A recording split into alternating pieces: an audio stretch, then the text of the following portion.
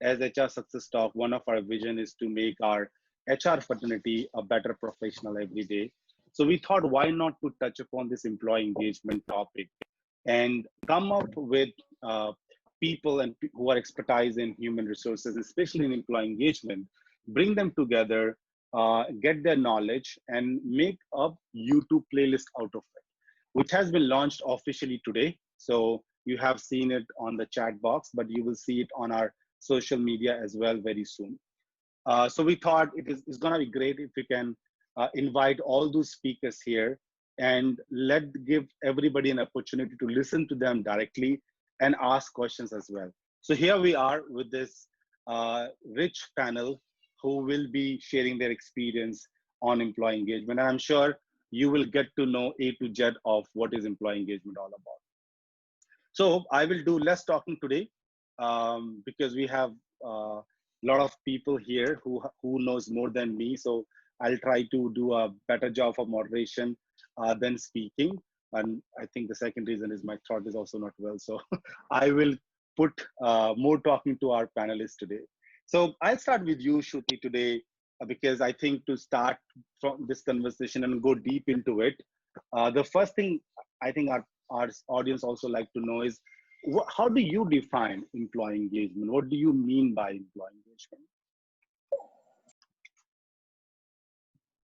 Thank you, Saloni and Govind for warm welcome and sharing all that we talk about. Before I even get into helping understand, one thing that today's learner should focus on is that the variety of panel that we have is from large as well as from small setup as well as from startup. So the variety of answers would come in basis the experience that we have, and that enriches our key takeaways. Like even I am sitting today with my pen and paper because what Archana would share and what I'm looking forward to how Monica would define it, because the quantum or size of the people driving engagement, the level of challenge that they probably would be face and delivering success would be of great value addition to me. My experience largely has been with the startup space, where I have managed a small workforce of 30 to 250 and little over that number of employees. In startup, when you are looking towards giving growth or enabling an organization towards growth trajectory, what does employee engagement look like for you? Very simplistically put, two things.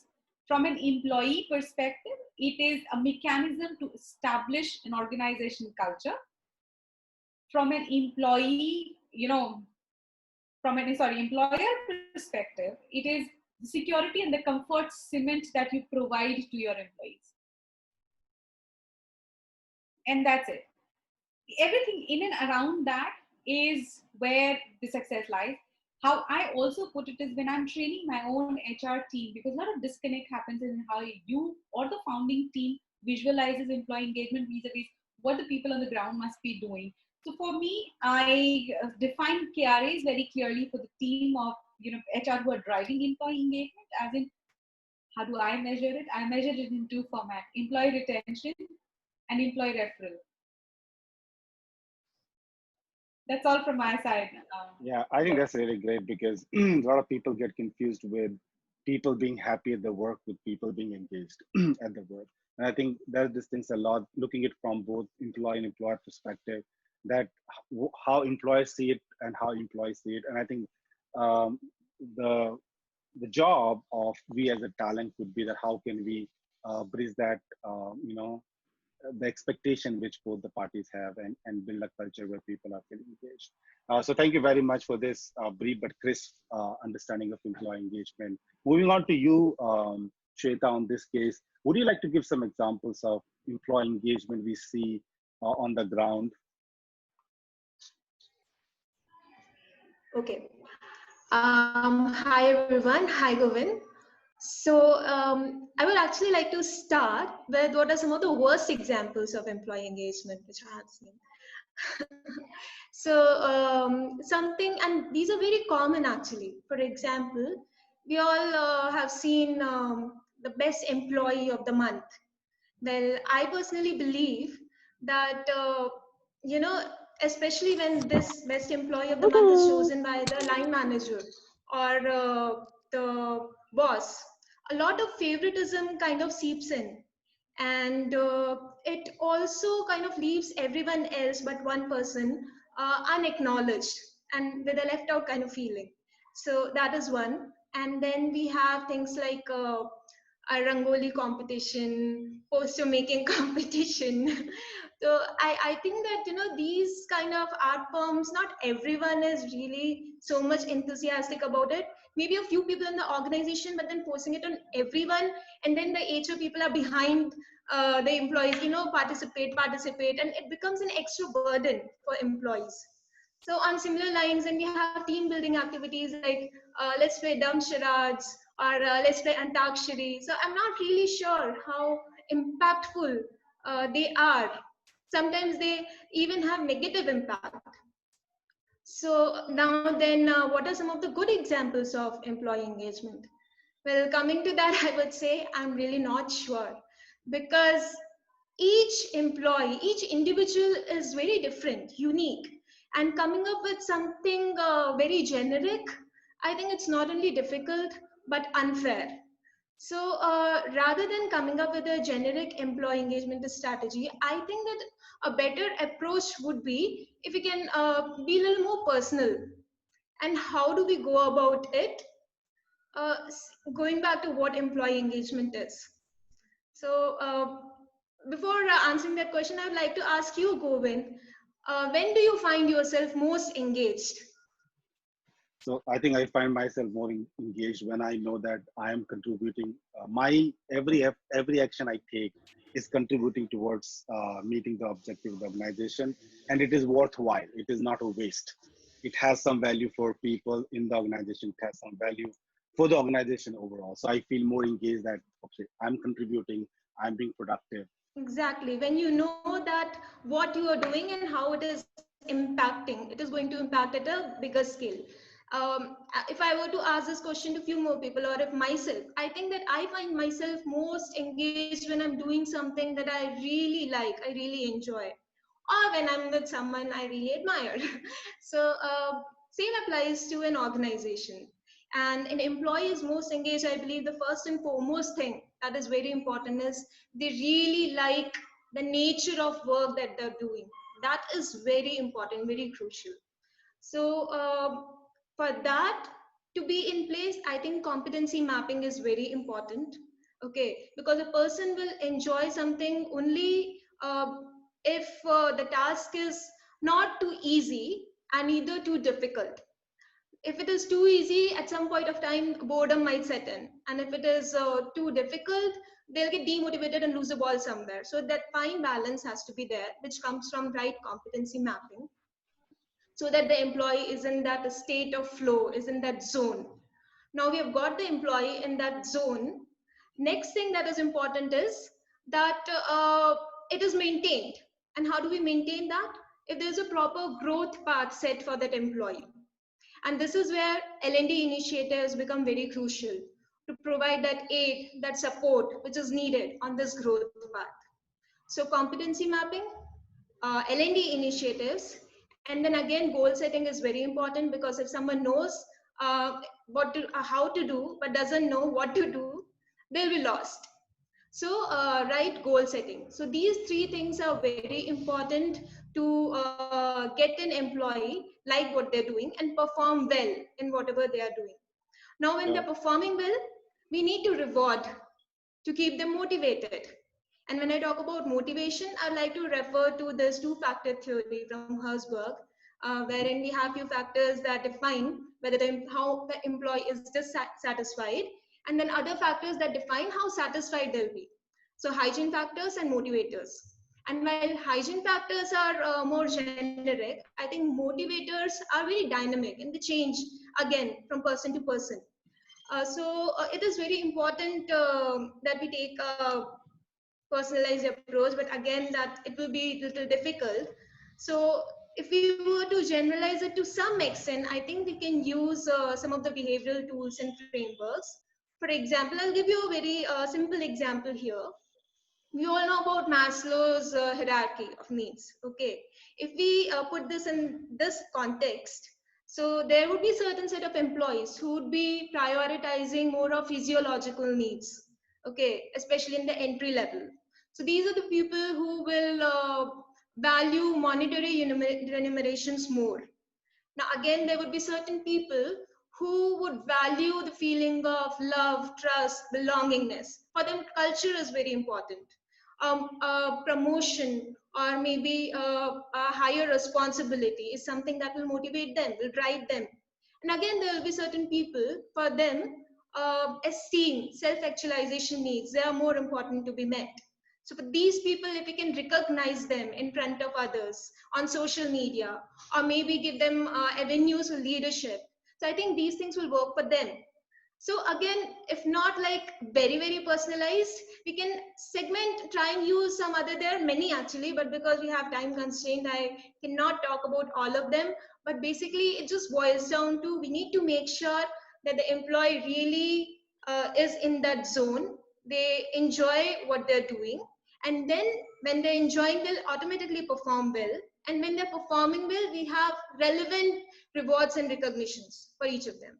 Yeah. So So I what I think what I hear from you is that it is basically all the segments which are in the employee life cycle, and we can connect them with employee engagement. I love the example which you took at the first, which is a not an example of good employee engagement, where you said that if we are rewarding one person, are we actually demotivating others? And that's how well this is connected with your mature performance management system is something which organization might look. So thank you very much, Shweta, for sharing your view. So maybe I'll move to Dr. Anju now. This is the question which many people ask, that where does this employee engagement starts from? Like, is it starting in between? Should we start employee engagement even when we are asking a person to join the organization? What do you think about it, Dr. Anju? Thank you so much for that interesting and intriguing question, Govindji. And Shweta, I was totally engrossed while you were answering your part. Uh, Govindji, answering to this question, one analogy comes in my mind. When does a parent begin to love their child? When is it that the parents begin to love their child? So an obvious answer comes is as soon as they conceive. Similarly, and the employee engagement beginning part is right from the moment you have given an offer letter or a sense of identity to a potential candidate, because now this potential candidate may soon be joining your organization, maybe in a week's time, a month's time, but the identity has changed from the previous organization to this organization. So that is the time when real employee engagement starts. However, looking at the alpha generation, I would say that we'll have to add in one more perspective, that all the touch points wherever this potential candidate who has not yet become your employee, but is searching for the information on your organization, even those touch points can be as well used for the engagement part, maybe with gamification, maybe with some psychometric, maybe some free offerings. So that's my take on it, Govind. Thank What you. an example of of telling and the connection. I think our audience loved it. You can see on the chat as well. But I loved it too. That if you tell this to somebody, I think they will understand.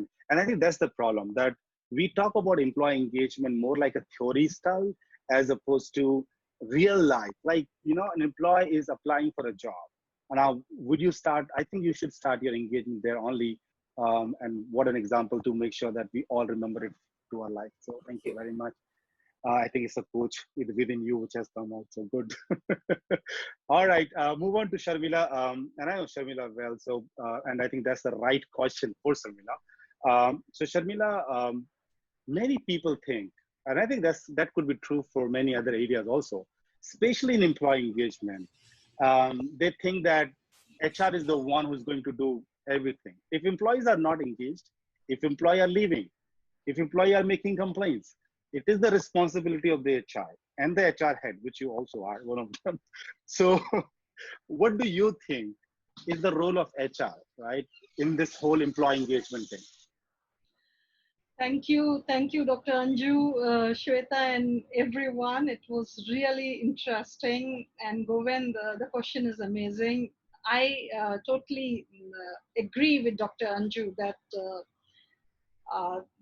it's the relationship with employees starts from the day, and it is from the day you start searching candidates, and does HR play an important role? Is HR is the one who does employee engagement? The answer is no, because it is the forum and it is the function which has to be owned by each stakeholders. And HR cannot be just the one with a carrot and a stick and say, okay, if you do this, I'll give you this. If you do this, I'll give you this. Nothing as such. However, HR plays a very crucial role in employee engagement, and that is because HR is the one who is laying foundation from the day the employee is hired to the day he's retired. HR plays an enabler role. So you inspire, you enable, you engage people. However, all the stakeholders play equal role, and you cannot just blame HR saying that, hey, there is an attrition in my team. Hey, my employee is not engaged. He's dissatisfied. Well, HR cannot do if you don't give the person good work, if you don't recognize, if you don't motivate, if you don't enable, if you don't engage the employees. So overall, every stakeholder plays an important role. But HR, as I said, is the enabler into making sure, and they are the governance, because they see whether the manager is definitely taking care of the employee, or the employee is also taking care of the work which is assigned to. So accountability and ownership lies with everyone. Thank you, Govind. Yeah, I think that's so well said. It is not only HR, it is responsibility of everybody. And I think it is so true. And a lot of surveys have already said that people don't leave their companies, but they leave their managers.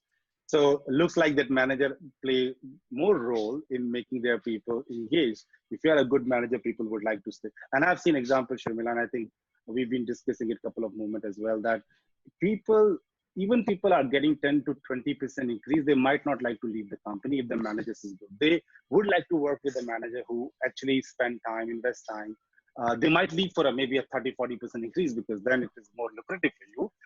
And they take a risk to go to a different organization. But so well said. And I think it is a myth that people think that, HR is the one who can help in lower attrition. They can, but they're not the only one to be held responsible for. And thank you very much for such a brief and crisp understanding of that. I can't hold myself going back to Shruti again, because Shruti has started with telling us what employee engagement looks like, and we heard many other people now. So Shruti, I'm curious to know from you why it is important for an organization to have engaged employees. Why it is so important? Why is so much of doubt? What if the people are not engaged? We are still giving them salaries, right? Organizations are paying them. How does it matter if they're engaged or not? I wish human soul was ever satisfied. That's the answer. One line, one statement, if you have to say. And again, I'll emphasize from an experience that I come up with startups. My grooming has happened with large organizations like Intel, Motorola, Wipro, and Bharti Group. But when I started working, so I knew the comfort space of having a budget, employee engagement, definitely doing rangolis on Diwali. But, when I started working on startup, and why is it so important to get people together? Startup is one space where first you need to tell the founders and the co-founders that, boss, you're going to be judged at all the time. Picking up from what Sharmina and Dr. Anju gave as an answer, that the moment you conceive an organization, right? It's from there that the engagement starts. So first, that the leaders have to understand that how they will be judged, how they are helping me establish the culture. So I am only an outsourced coordinator, I am not a strategist for a startup. We work on survival mode where HR mostly do not have the budget. Every activity is being questioned by the investor. Why such an expensive activity that you have to do? And so on and so forth. And definitely dealt with a lot of millennials as in how they look at employee engagement. To me, what is more important to understand and comprehend why employee engagement is from an employee perspective. Why am I here? Which family do I belong to? They constantly keep resonating.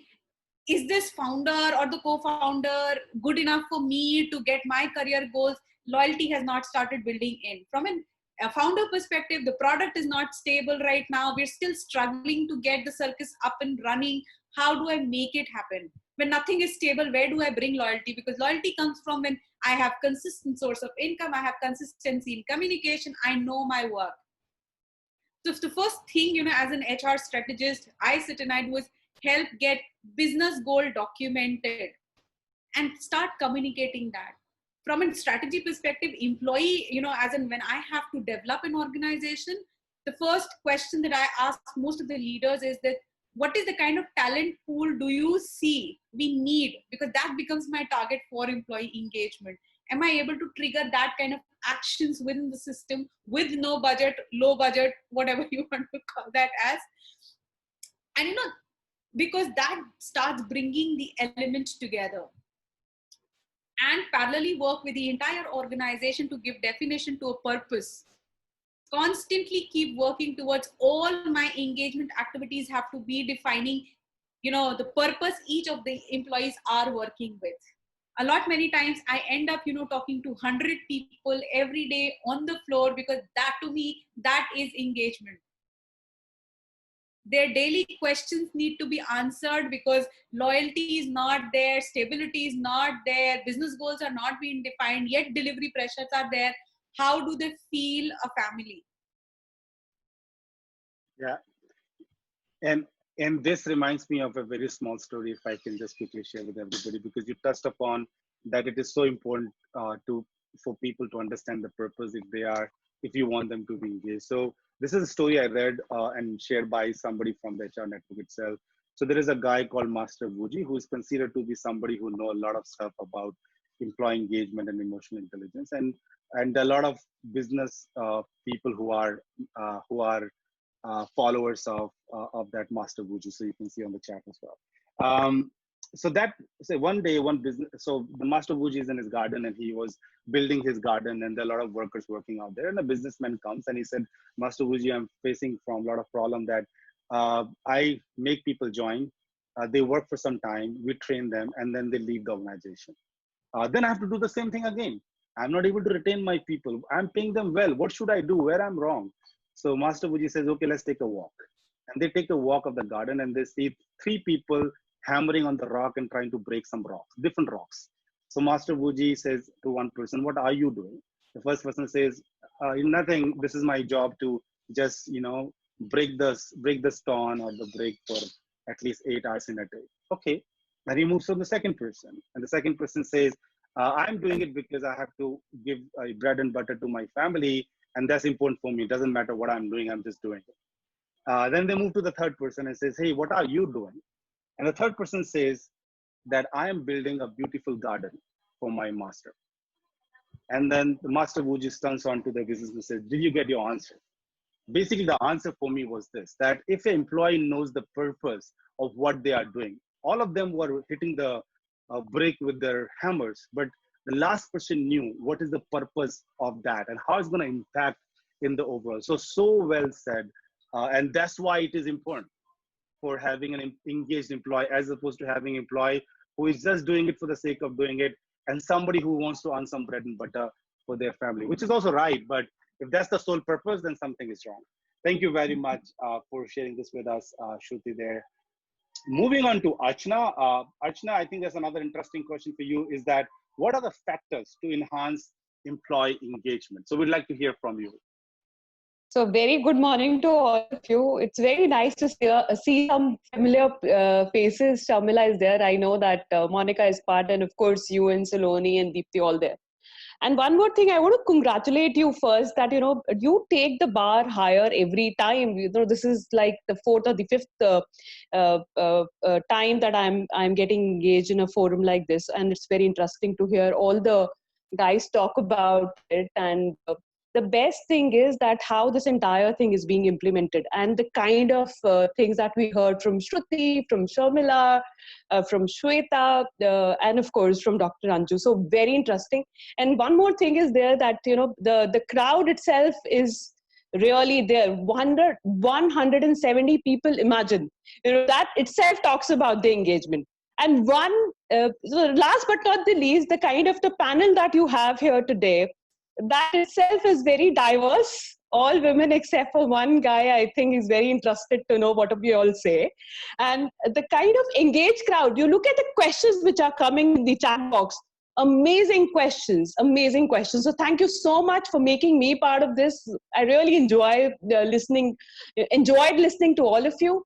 And this is a very interesting question, Govind, like always, which you tend to ask. And I just want to say something. Everyone kind of spoke about engagement and the kind of perspective that we have heard. And when there is a question here also, they're saying that is it just emotional connect, is it just money, is it the purpose, what it is that truly take the employees to the next level. And in my experience of working both in very established organizations and renowned organizations, and then moving on and working with also organizations which were mere startups, I have seen that if the intent to engage employees are right, you truly engage them. And with the current scenario that we look at, that's something I really want to just briefly bring here and then come to the question, is that look at today, and there was a question here also, how do we really engage employees in a virtual setup? And how do we know that there are people who are really listening there, and they are not, they are fully engaged, they want to be productive, they are contributing, they're efficient while being there. So I really feel that, and I really want, that's a very interesting question, so I really want to answer that. You can do that provided that you are cognizant of the fact that there is a need to engage them. One, and how you know that, you need to be tolerant, need to be more tolerant around them. You should understand in today's parallels that the work, the housework is around your office work. So people need to juggle everything together. If as leaders, if as managers, if as organizations, we are not tolerant of that, I don't think that we can do employee engagement. This is also the time that while you are doing employee engagement, you are building brand for yourself. People are going out and talking about you. They are saying that, this is an organization which is so nicer to me, they are engaging with me. There are, and I myself, we have recently tied up with some of the organizations which are completely into employee assistant programs, which is all about emotional intelligence. So I think the wellness, the health, the appreciation, those are some things that we can truly drive even in today's today's situation. So that's very important. So coming on to the question that you had, I think what is important overall for employee engagement is that, and going back to what Shweta was saying, that was very interesting, and I must say, and if I relate that to today's situation, is that there is a Maslow's theory. We as HR, that was the first thing we all heard. There is a Maslow's theory. And when we look at the Maslow's theory, there were three things that we were looking at: the basic needs, the psychological needs, and the self-actualization. Now, if you look at it truly, we are going back to the basic needs now, or the psychological needs, and your employee engagement truly starts at the psychological needs. If you're meeting those, you will get engaged employees. So the question is that, are we looking at the basic needs, which is all about, are employees feeling happy? Are they feeling, do they have that safety? Even if they have to come, there are situations, the kind of industry I am in, there are situations that you need to be in office sometimes. Do you have that environment created for them that they feel safe to come over there? So I think those are some very basic things that we need to go back to the Maslow's theory and answer. Yes, your highly engaged employees are your self-actualized employees. That's there. That will always be there. Those are also the employees, if there is a beautiful collaboration happening, those are also the employees who will engage other employees, and they will involve them further. But what is important is, are you meeting the basic Maslow's hierarchy theory in today's world or not? Because that's very, very important.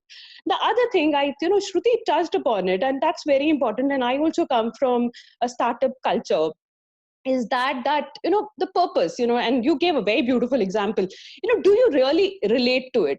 I don't think, and I've run many such programs on my own with zero balances. HR is always considered to be a cost center with zero balances. And how is it that you still drive it?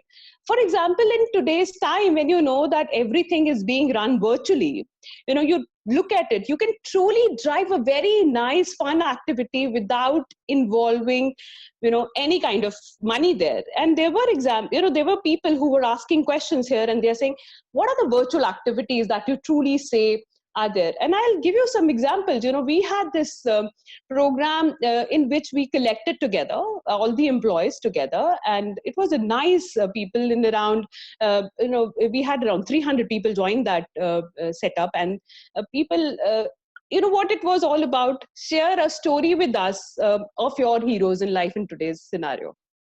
And people were so there, the vulnerabilities were kept aside. They didn't even think about it. They wanted to come out, talk to us, and tell us, how much they want to be engaged and how much they want to talk about the people who have helped them out in today's setup. Also, what I have seen is that my engagement per se in a setup in today's time has increased. And that is very interesting to know. And I was discussing it with my team some time back. Why it has increased? Because there were times when employee engagement, I really feel your employee, so just a minute, let me tell you what employee engagement for me is. If your employees are emotionally involved, that is your employee. They are not worried about taking the paycheck. Like you beautifully said, I'm building a cathedral. I'm not worried about what's happening. I'm not just cutting a stone. I think, so that's there. So, so what has happened is, when I am doing my skip levels and trying to meet couple of meetings in which I'm involving people across businesses, trying to have those cross-functional teams meeting, I have seen there were people who were not involved earlier, were not able to speak earlier, are speaking now. Why? Because they are behind the camera. They know that they are not being judged. They might not be visible to you, but their voices. And that's the next level we are talking about. So to be very honest, these are some of the things that we have really picked up and learned. And also the fact that, this is also the time when you are truly telling them that, go ahead, we are behind you. And that's one thing that you have to drive employee engagement for. I think this is the right time to build that up, and just not convert HR into, you started off with that. You said, Rangoli. Like that's how we started our careers with, traditional day, Rangoli. That was it. And there are so many memes that we see today. YouTube is filled with those, and it is so funny because people see employee engagement like that. They do not understand that there are many other platforms from which employee engagement happens. I just one more thing I really want to say. Shweta was saying that you truly become very, very subjective when you are doing employee engagement. Let me tell you, there are plethora of tools which are available today. They are all data-driven tools. I am one who had used it earlier in my previous organization. And let me give you an example that was called HiBob. Now, what it basically does is that you collect the data from each individual. And how do you collect the data? You basically ask them which place they belong to, what they truly do, what entices them enough, what are their hobbies, what kind of people they want to be engaged with, or their peer groups, who are their what they like, what they don't like, and then you build a program around that. So I think it is all data driven today. In so many words, it is all about how you build your brand and establish your employees' engagement better, and just be happy with your employees. Enjoy the moment. Yeah, and I think the passion by which you're sharing, on a lighter note, I think if I have to judge the employee engagement of my team in the organization, I'll simply ask them, what do you think about our organization? and they're gonna give answer with the passion you are giving. That's it. I just love it. That's, like you said that, and I remember being part of it earlier in one of the forums with you. And I remember we were talking about employee engagement. And at that time, around 2 years back, I gave an example that as per Glassdoor, the employee engagement, when the survey was done, from a 2008 to a 2018, the employee engagement scores have just gone by 3%. And today, we look at the example today, 43% of employees feel that they are disengaged. They don't feel engaged to the bigger picture or the higher purpose of the organization. So I think I feel very passionate about the subject, surely. Thank you. And in your conversation, you mentioned about one of the key speaker we have representing the men in the world in this webinar. So welcome, Tanuj. And I have the most difficult question for you. Oh, wow. The reason I say why it is most difficult, because when we talk about employee engagement, it is always like, is it something you can't measure, or is it something you can measure? Is there a way? So Tanuj, I would like to know from you, if you have to measure the employee engagement for your organization or for any other organization, what are the suggestions you will give? So, Govind, I'll start by saying it is pleasure to be the sole torchbearer for men in this elite panel. And I must say, I have never heard a better story, better analogy of employee engagement than what Dr. Anju said. For few seconds, for few moments, it was like, oh, why did I not think of it before? It is so easy to explain it to somebody when you give that kind of an example. And it is great. Now, before we get on to how do we measure, it is very important for us to also understand what employee engagement is. And you very rightly started off saying it is not that one activity. That is one small element, one small part. If it is an entire circle, probably it represents the smallest part of the entire engagement piece that we do. And as Dr. Anju rightly said, it starts off when you are trying to bring somebody on board, when you are hiring somebody. The tools that we have used, that there's several tools, several surveys available, but some of the tools that I'll say most predominantly give you very clear response is Gallup is one of those, and we have used that previously. It tells very clearly the kind of engagement people have, not only with the organization, but probably within your teams as well, within a small group, within an experience range. So it is a very well-driven tool. And then there are obviously Gallup for one company, Gallup for another company. The questions are more or less similar. So it is very difficult to say what works for one, will it work for the other company or not. So my best bet is your own customized survey. The business problem for an Electrify India is very different from a business problem for a Bureau Veritas or for any other company for that matter. Rather, for any company, the business problem for each function is very different. So you have to start customizing your surveys. And one of the key elements within those plethora of surveys that I am always looking at is the employee net promoter score. At every company, it looks very closely. Every business says, what is my customer NPS? It is good, you look at that. That is very business. But to do that business, you need people. You need to know what is driving your number of detractors versus the number of people who are promoting your brand. Then there are obviously your probing assignments, your one-on-ones with people, your focus groups that you run, the kind of participation people have in those forums. If you have people who are mostly silent, they're not participating, either you are as a moderator are not able to engage them, or there's something wrong. So you can pick up some data points from there. One thing that we generally do, and I've been doing it for almost all of my companies, is whenever somebody joins in, there are a series of questions we start asking them to see how quickly they become engaged, and then try to map it to the other people that are there in the company for some time and see whether people who are coming into the company, are they getting engaged quickly, or the people who are already there, are they already engaged, or somebody coming in is more engaged. Same exercise for people leaving the company, though it is a general practice to say once you've left, you're not engaged. But as you said, people leave the bosses, they don't leave the company. If you ask me, one of the companies I've worked with, I still feel engaged with the place, because the kind of care, the kind of passion they gave towards building an employee experience and building a people connect. And this is very early of 2006, 2007, I'm speaking. Probably one of my first companies, right? So yeah, so these are some of the ways by which I generally measure. And last, definitely an employee looks forward towards activities that are shaped around their career progression. If there are town halls, if there are open discussions or your knowledge share sessions that are happening, and people are generally not participating. The number of people who attended for an attendance sake because the manager told him to go, so he has to go, versus people who have gone over there and participated actively. That is a measure which is very important, and a lot of time, all of us, with all the measures that we put in, we somehow miss out on that, and that is a key metric for me, which gives a very real-time input on how engaged a person is. Yeah, and I think honestly speaking, this is really very hard for an organization to really find that. And I think you've given many different tools and not different methodologies by which it can be done.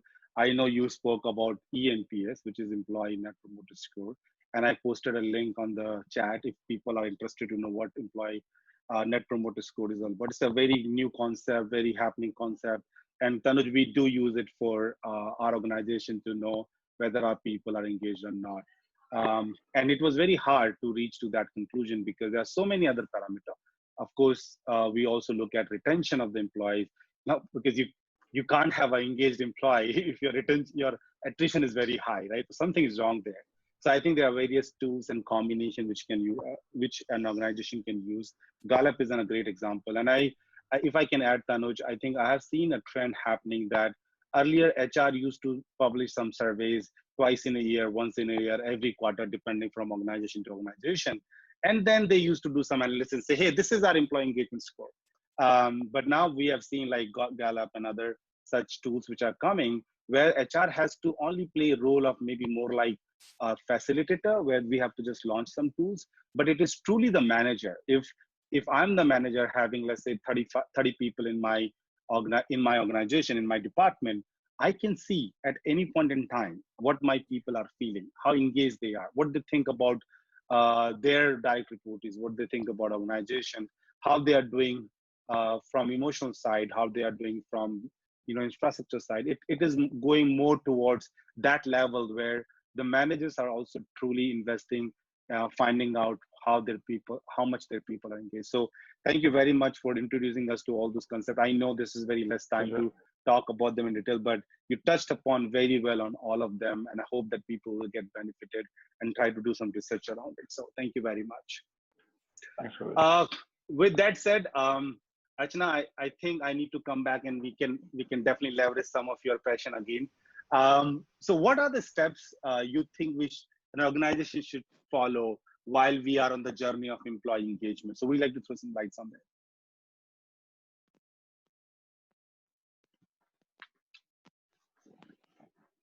Archana, are you on the call? You're on mute if you're speaking something.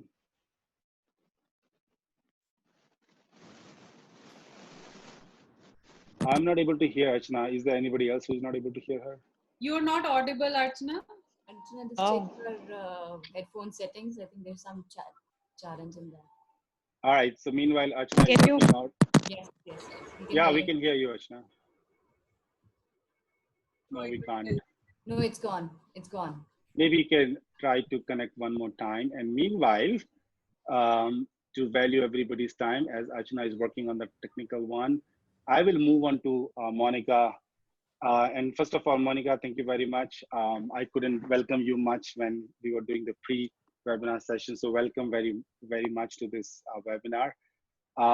And as you are the one who is into university hiring and more into hiring process and onboarding process, maybe you are the best person to ask this question from your perspective. When we talk about employee engagement and onboarding, how do you connect? Like, do you see any connection out there?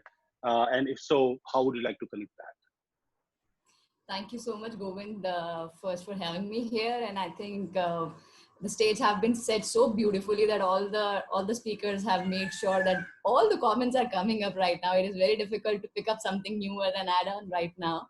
But, and they have actually given a good foundation what exactly is employee engagement now, because there have been a transitional change from what we were doing it before till now, as of now, because the mindset of employees have also evolved into that level. So before I touch base on this particular question, precisely what you have mentioned, just a quick background to how you were explaining about engaging employees in terms of different NPS is something which we all are now following it up, because we have to measure all our activities, ensuring that we are having those standards being measured all across. Talking about there are a lot of things which are very, very important, which is trust, being transparent, and having the right communication. So I think engaging activities are a byproduct now, which HR need not to be involved at all. What I personally feel, it has already been outsourced to the employees. So employees get together. So we have a lot of Yammer groups in our organization. We have defined since 34,000 employees are there in this organization. So from an HR perspective, it is inhuman for us to conduct activities for them, and we do not have time and a bandwidth at all. So what we have done is we have created a group of brand ambassadors. So every year there's a launch of brand ambassador group, which happens on the floor, where people nominate themselves, those who think that they want to bring value and add on to this one. So those are the people who run that organization in terms of having activities, whether if they want Rangoli to be done, that's their call. HR is not involved at all. It is not deciding factor for that particular purpose. Second, there are different segments being decided. Like we have one segment of CSR. So there's a group of Nectar which takes care of only CSR activities. There's another one which is Women in NCR. So we have Ben group altogether, which takes care of diversity and bringing that level of women to the next level. That's one piece. Third is Ludi, which is a Let Us Do It, which is majorly into engagement activities. So we have kind of designed in such a nice manner. So whatever kind of an activities are there, and interest of your thought process, you join that group, be part of it, and execute it. We do not get involved into taking care of it. There is a set of budgets if required, so they know how to procure the budgeting, planning for it. One year-long calendar is being launched, so it is being done so smoothly altogether. That's one piece. Second thing which I'm realizing right now with COVID coming into the picture, which we are going ahead with the work from home setup, there's a lot of change in the people. So people have given those, I think Archana have quoted on the emotional intelligence of the people, and all the inputs which others people have given. Very nicely think, if your leadership team is transparent and coming up to you on a regular basis that these are our statistics, this is where we are standing, you are automatically engaging your people. You need not to do any activities. We used to have our bi-quarterly reviews altogether, where our CEO used to come and share what is happening, our statistics, quarterly reviews and everything. Now we are connecting with him in every 15 days. We are connecting in 15 days. All 34,000 people are given that link, come and join, where he's sharing, guys, this is the status of this particular location. This is what is happening. This business is going down. This business is going up. So, that has given us such a strength that we know what is happening in our organization. This is our organization and we have to stand strong with it. Even if it is, there are setups which are sinking, we need to figure out ways to it. So that automatically engages you and you need not to do any activity for it. Now coming back to my question, which is precisely for onboarding. I personally believe that onboarding is the number one task of any employee engagement activity. If this is not done at the right manner, then whatever you do after joining of a person, it's all wasted, because first impression is the last impression and that has to be clearly defined. So if you think that you are welcoming somebody new in the organization and you do not have a warm welcome, or you do not have a properly designed and a planned setup, then forget it. This person is not going to stay for long with you. But day one, being taken care, like you welcome, like I think there's a birth in the family, right? You welcome this person so well, and that is how you need to do it clearly. So conceiving is done, and then you have to deliver a baby as well with a nice warm welcome for this particular person to come on board.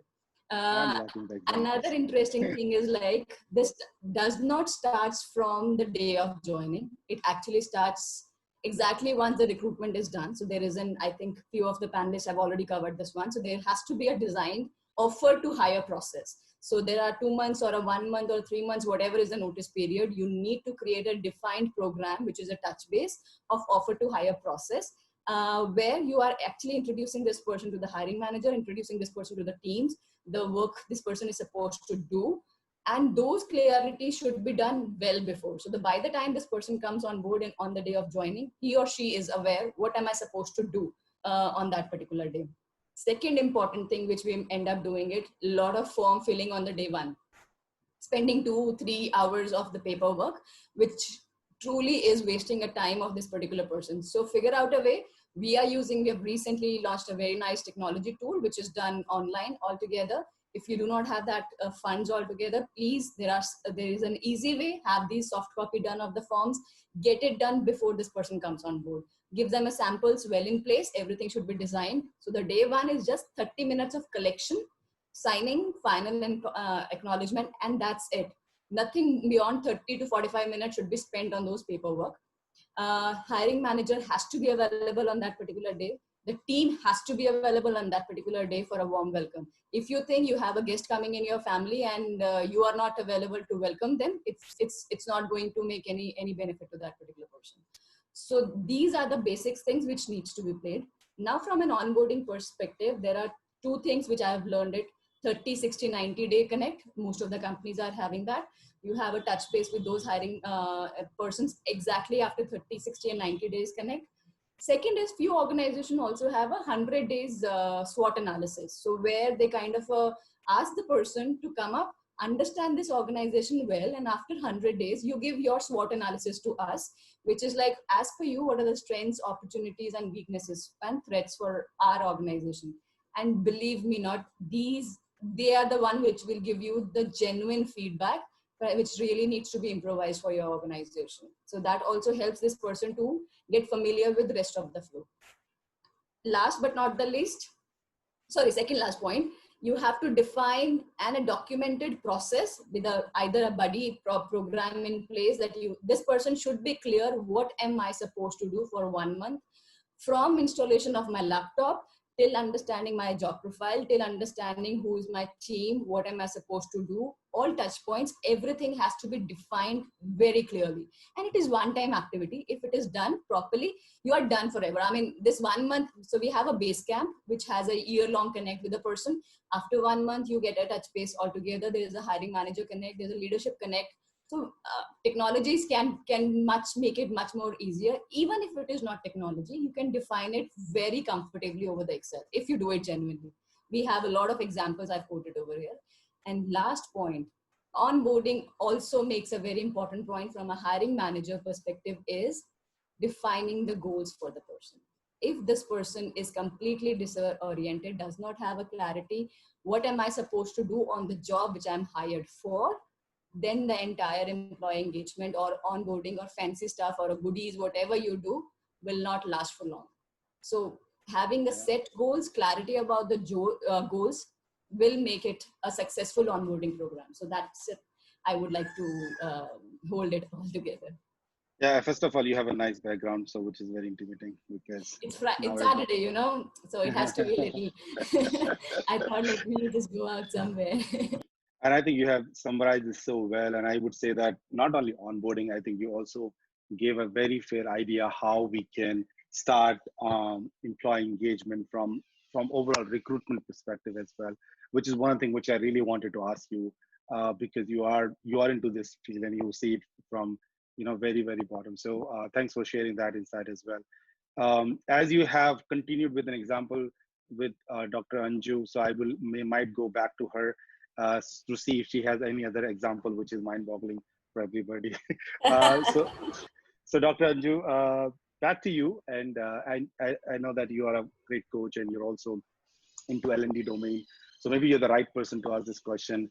I think somewhere Shweta touched upon that how L&D can be one the tool to engage people, and I totally agree with that. Like when organizations see people invest, when people see organization investing on them, this is a great way of making them engage.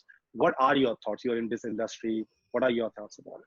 Sure. Indeed, all your enthusiasm, the way all of you have answered the question, especially Monica, it leaves me with a very little scope though to answer or add on. But however, I do have a point to make, and I'm in total agreement with Shweta and Shruti, wherein they say that employee engagement is a subset of L&D, but it is not restricted to L&D only. So we all need to be owners of the development of the engagement part. And since Archana and Monica have given their confidence in the concept of emotional intelligence, I being a diehard fan of EI, so this gives me a cue that emotion of acceptance is very important.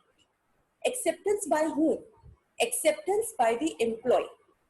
And it brings me to one very important theory that is from Macklin. And he said that there are three needs that you can motivate any person with: need for power, need for achievement, and need for affiliation. Now, with these three needs, I take you to Barbecue Nation's restaurant, and it has a buffet. It has a large buffet, but depending upon the phase that the guest is in, that is, this employee is in, the guest chooses whether to eat salads and soups only, or to have the desserts only, or have combination of everything, or maybe something, whatever. Similarly, employee engagement, the L&D department can, depending upon the budget that this L&D department has, can have these three types of offerings which can instigate somebody's need for achievement, need for affiliation, and need for power. Now, depending upon the phase of this person can choose, this employee can choose which one he has to pick. I'll give you an example. One of my school friend is with IOCL since ever. And it is only after 18 years of his working that he applied for this executive MBA from MDI, and everything is sponsored now. Not that he was not offered it earlier, but his phase did not allow him. But today, he is enjoying that engagement part. So point is, let the buffet be on.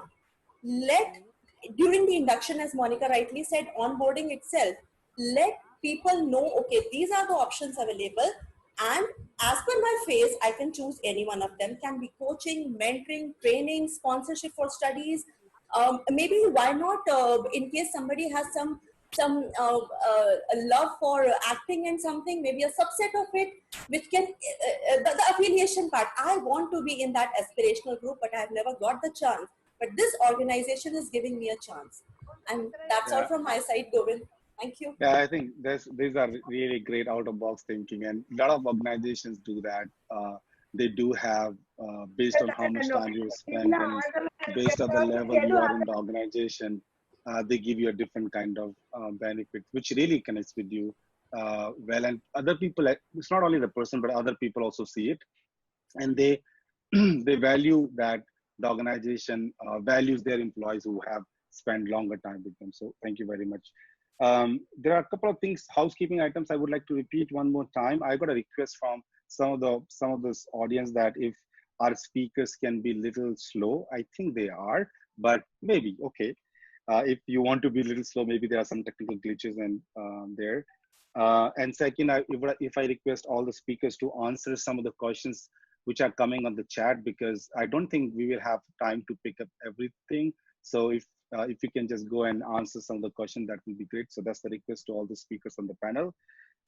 We are reaching very close to our 12:30 timeline. So I would request speakers to maybe be very brief and crisp to their answers so that we can finish on time.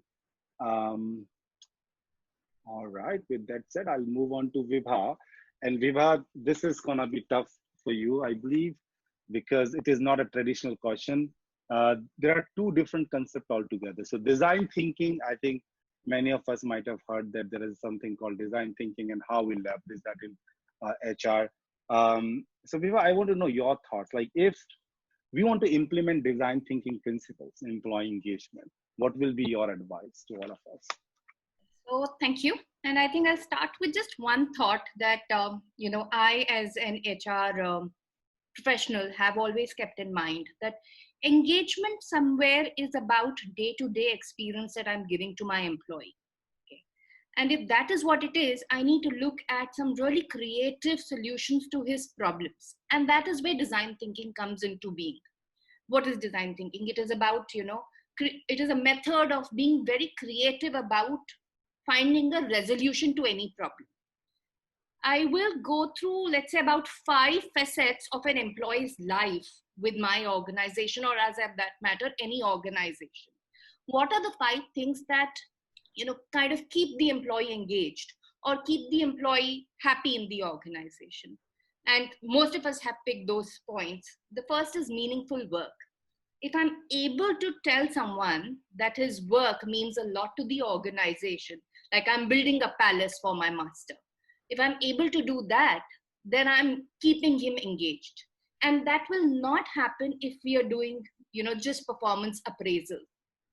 What we really need to do is manage someone's performance day to day. And how does design thinking help me in this? Is maybe, there are softwares that have been designed through various ways of design thinking, something like success factors, which helps an employee understand his performance on a daily basis. The second piece that is very close to at least my thought process is that supportive management and constant communication. Any organization, whether it is the leaders of the organization or the HR of the organization, cannot choose a time to communicate with their employees. It has to be constant. It has to be open. And design thinking as a methodology has helped us really create tools which help any such communication, really easy. Especially now when we're all working from different locations and we cannot see our bosses, our peers every now and then. Something like a Zoom, Microsoft Teams, Basecamp has been so helpful. I mean, I just need to drop a message on Teams to to someone from another function, and within 2 minutes we connect. And it's been really, really helpful. I mean, the only reason why it hasn't taken a toll on a lot of us is because these tools were there, or else working from our respective locations would have become very difficult. The third, and I think Shweta had pointed it out very beautifully, where she said that, if you're choosing one person as employee of the month, what are you really trying to say? It is not positive work environment. We need to give a positive work environment to our people. And I think chat box learning tools that have come into being have been very, very, very helpful in giving these kind of, a positive work environment to the employees. Another piece is about growth opportunities. You need to be transparent about them, and they need to be, like you say, the buffet should be available. And on that, I would say any kind of a tool that has been brought into place through these various design thinking mechanisms has been extremely helpful. Things like gaming-based learning, bite-sized learning apps. I know of a tool called 1 Hour Learning. What it does is it gives you a 1 hour module. You go through the module in the last 5 or 7 minutes, you go through a test, and then a certificate is available for you. It's extremely, extremely easy. And it has helped various organizations run some very small programs very effectively. And that's where an engagement has happened. I know of an organization, again, a startup, which was engaged with this tool of 1 hour learning kind of tool. And what they did was they said, okay, it's open to everybody. It's a buffet. Choose what you want to do. Let us know, and basis what you've done, we'll put you in different projects that will help the organization become a better place to be in, or learn something new, or maybe design something very different for the client. But it really helped, and it engaged people tremendously. And Awesome. the last piece that I'm going to touch on is something that most of us would agree with, is any employee feels engaged in the organization when he sees trust in the organization. Trust in me, and I trust you. And that is something that, we've been talking about Gallup surveys, etc., that have, kind of picked trust. I will talk of something that what has gone beyond any such surveys. It is something to do with understanding the network within the organization. How dense is the network in the organization? The denser the network within the organization, the more trust people have on each other. It's like this: I walk up to you and I talk to you is because I trust you, or else I would not. So the number of people who walk up to you is your network. The denser it is, the more engaged you and I are with each other. And therefore, the more engaged the entire employee workforce is in that organization. With that, I think I have summed up 5 or 6 pieces that design thinking has helped in as far as the employee engagement piece is concerned? Yeah, I love all of them. Meaningful work, communication, positive work environment, growth opportunities. So all bang on to the point. Thank you, Vibha. And I think we are running short of time. Maybe I'll be a little bit creative to make sure that we are engaging with our audience well here. So Tarun, I might come up with some question from the chat, which I can see. And that's one of the interesting ones. It's from Swami, and she's asking how to ensure that shy employees who don't take much interest, make them participate more in the engagement activities. And I think that's the that's the pain for many HR people, especially who are organizing a lot of events. So what are your advice to them, Tanuj, how to make shy employee be more engaged in activities? One, it is an interesting question. It is an interesting place to be in, but then that is a choice that the person has. Why do you want to actually ask them to join something which they are not very interested in doing? By the way I would say is by pushing them to participate and their reluctance to be there puts them in a very difficult situation. And though you have a right intent in place, there is a possibility you might trigger a different response from them. For example, I am not very comfortable. I have a very bad voice. Somebody pushes me to sing, I will run away from there. Right. So that is the first response a person has. Participate or flight. If it is a flight, it is not only for that day. It becomes a memory for them. And if it is not a good memory, it does not engage them well. All I can say is for a shy person, find an activity which they are interested in, and other people within the group who are interested in doing similar activity. If it is only activity that helps. Yeah. I think we need to find ways what makes people more interested in. I think if we can choose the right kind of activities, people will definitely be interested. So thank you, Tanuj, for sharing your viewpoint out there. I would like to go to Sharmila ji one more time, and I think that's an interesting question. That so there are organizations where people are based out from your office, but there are people who might be based out from client place. So if that's the case, do you think that there's some advice you would like to give to the HR of that organization? How can they engage people who are based out at client side but belongs to your organization? So Govind, thank you. Very interesting question.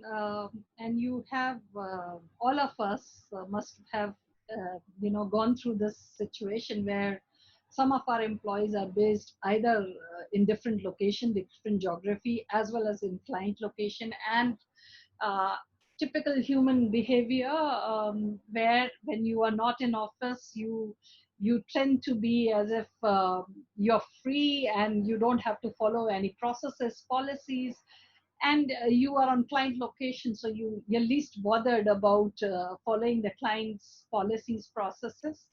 So the best thing as an HR, and I would say it's not just one day work, because you have to understand your employee, you have to understand and create an employee experience. So you have to actually understand your employees professionally and personally. Both is very important. We just focus mostly on professional part and then we talk about emotional part, but we really need to understand our employees' personality, what kind of an interest level they have, how do they want to grow in an organization. And when you start mapping that journey, the employee journey, you know that yes, these are the set of people, like-minded people who would gel up into such kind of an environment. And then you connect with the client location HR who is responsible for that set of employees. Sorry, I don't know what, there is some background noise. However, as I was saying that, then you understand and you connect with that HR, or you connect with one set of that manager and say, okay, these are the people who have this kind of liking, and these are the people who have this kind of liking. And similarly, as Tanuj was rightly saying, that if someone is very shy, so you need to know your employee. When you know your employee, you create engagement activities for them. And there was Vibha answered somewhere where she said, learning is part of employee engagement. Everything is part of employee engagement. Your employees' growth, your employees' way of thinking, your employees' understanding that they want to be connected to this organization is part of employee engagement. And when you map the journey, you are definitely going to make sure that your employees are not going anywhere. I hope Thank I've you, answered the Sharmila. question. Yeah, thank you. Thank you very much. Um, I can take couple of questions now because I think we have only 5 minutes. So Monica, I'm coming to you, and Just, I would request okay. you to be. Sorry to interrupt, but here there is something which I would like to add, and then I know we are running a lot of out of Go time. ahead, please. Similarly, we have to know our business. If we know that we have what is our business going to needs are, if our business is growing, and what technologies are we going to work, we really need to start analyzing our employees' interest area and develop them, train them to be ready for future. That's another way how you engage them, and you make sure that you are not only growing your business, you are also growing your employees. So thank you. Thank you very much for adding these last minutes. Monica, I'm coming back to you here, and maybe if I can have some brief understanding from you that there's a question on how do we engage people, especially in this work from home environment. And I know that this question been asked to you multiple times, so I'm sure that you might have a very concise answer to that. So can you help us with this? I won't have a concise answer, but I think I've given a lot of answers in the chat, to be honest. Right now, we all are experimenting with a newer version. And to be honest, look at the sites. I mean, I think personally, I've not even left any site available on the internet to engage employees in a manner that we have fun Fridays, we have multiple teams. So what I specifically want to do it's not required that you are doing it for all the employees. What you need to do is make sure your teams, so every team is doing some activities which they are doing on a regular basis. So you have to connect with the hiring managers. So there has to be a connect where you're explaining. So I'll give you an example. Kahoot.it is something which we are using these days to make sure our employees are updated about our revenue statistics, our new product portfolios.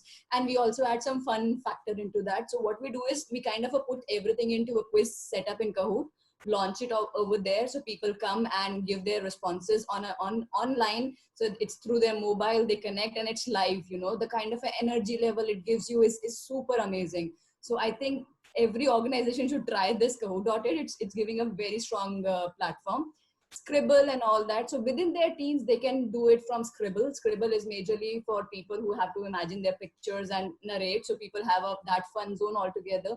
There are activities like people are sharing their travel experiences from last 2-3 years, because now we are not able to go out somewhere. So they are picking up pictures. They are letting people know that journey, which all places I went. So actually from sitting here right now, I traveled all the Europe, I traveled to US and all these places where I won't be going for 1 year, right? So, but with them, I could connect with their journeys. Similarly, now everybody's a chef at their home right now. So it's like we have given one platform, come and share your live videos of preparing a newer dish. So I remember we had our global meeting, and in that meeting, we kept this 30 minutes of a time zone where we are just freeing up in this sharing the dishes. And a lot of Americans love Indian dishes, so they kind of, okay, this is interesting. We never know how to prepare it and all that. So these are smaller things which you can do it virtually.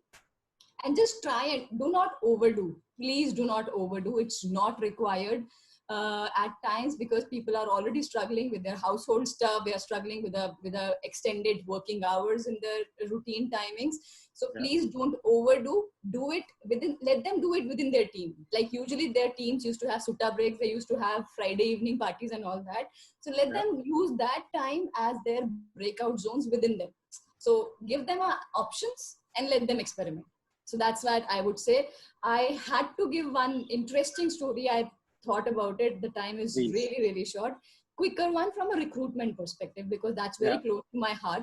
So I will close it quickly. There was a king in that particular small area, and he was the only one who fought against the entire army of different place who wanted to take over that particular village. So he fought for it and everything. So he was very strong and people used to really appreciate his efforts. But during that fight, he actually lost his one eye and one arm. Okay. So the members of that particular village thought we need to really appreciate and really put some reward for our king, because he has done something fabulous for us, saved us forever and all that. So they thought, how about we kind of have a very nice painting done for him and put it across as a memory for it.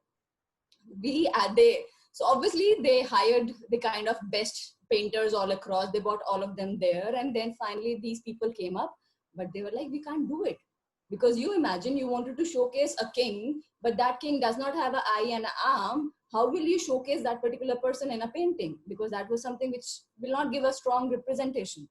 So there was one person who came up, and then he met that particular king, and then he said, I will prepare it, but I do not want that somebody should disturb me and the king for 1 month. And after 1 month, there was a huge event being done. And then on that particular day, that picture was shared with all. And imagine what this painter did was, he actually captured one side of the king, where he had an arm, he had an eye, and it was reflected so strong. So he kind of hid this particular version. Okay. So that is something, hiring a right person for that role is very key. Please, I wanted to tell it very clearly to you all that recruitment plays a very critical role. And if it is not done right at the start, you are ruining a career of that particular person, and you're ruining the entire culture of your organization. So hiring a right person for the right job is the key for every engaged employee. Activities नहीं भी करोगे तब भी चलेगा. But अगर आपने hiring correct किया है और सही रोल दिया है, प्रॉपर्ली गोल्स दिया है, everything will be properly set for that particular organization.